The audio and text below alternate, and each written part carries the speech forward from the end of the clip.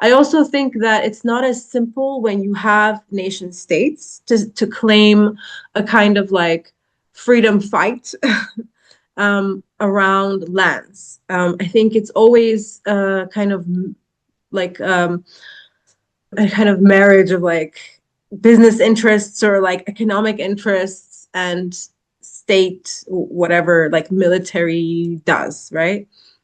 And on like taking all of these things into perspective, I'm thinking about if lands are occupied, it means violence for people who are forced to flee. It also means other certain things for the people who are remaining on those Yes. lands. Like this is where my mind usually goes. Like what is happening to the people? What is the experience of the people? And not so much what is the interest and what are the political meanings behind all of these things, as much as those are important. Yeah. Um, And that's part of also the question of liberation, right? Like, I don't mean to completely negate the possibility of a liberatory struggle for Karabakh. Um, I don't think that that's what it's been, unfortunately.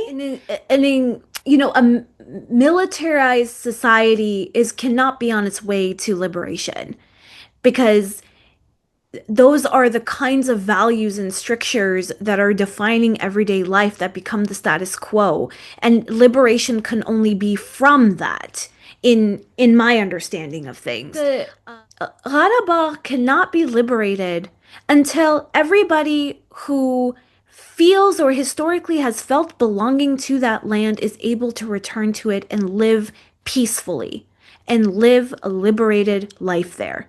That means without ethnic conflict. That means without the um the role of developmental states, kind of like violating and penetrating the land for mines, for oil, and for whatever else they might want to do with it.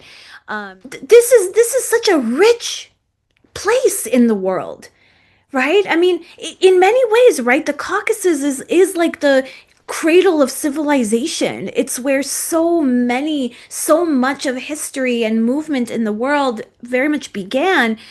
And it's really sad that now the narrative of liberation is to make it either one ethno state or another ethno state.